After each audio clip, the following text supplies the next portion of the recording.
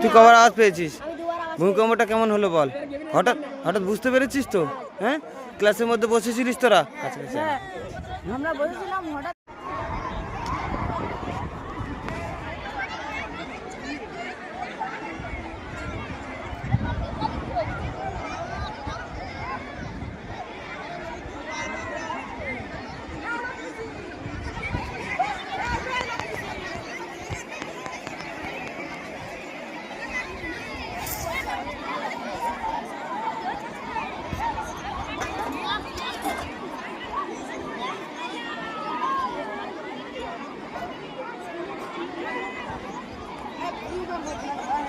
সব জায়গায় হচ্ছে, সব জায়গায় বুঝতে পারছে। জলের ধারে যা বুঝতে পারবি জল নড়ছে কিনা।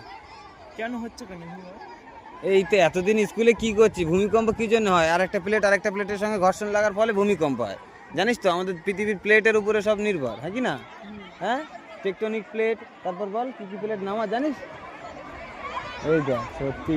তা যাক, স্যারদের জিজ্ঞেস করে সব বলে দেবে। কলের জন্য মানে কিছু হাট কল আমাদের পাইপ লিভে গেছে, মাথা খারাপ।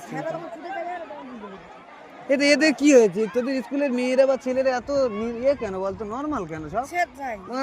একটু কিছু হলে সব টেনশনে পড়ে যায়। আর দেখ কি করছে সব।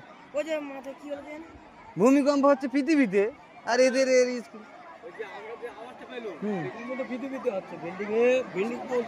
হ্যাঁ, তো নড়বে তো। শব্দ পেয়েছি, একদম টিনের একটা শব্দ পেয়েছি। ওই মাস্টাররা ওই জন্য আমা করে বাইরে বেরিয়ে গেছে।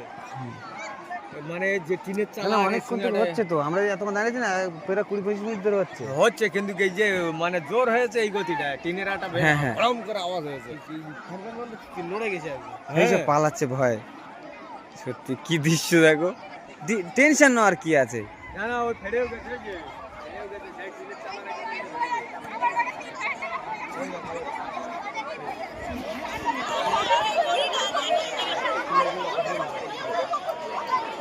এই ফাটাটা ছিল তো।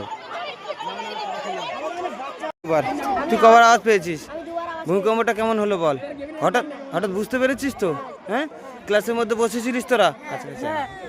আমরা বসেছিলাম হঠাৎ দেখি বিল্ডিংটা কেঁপে উঠেছে। আমরা আজকে ম্যাডামদের সাথে পালিয়ে এসেছি, বাইরে এসে দেখছি অনেকে অজ্ঞান হয়ে পড়ে গেছে, অনেকে মাথায় জল দিচ্ছে।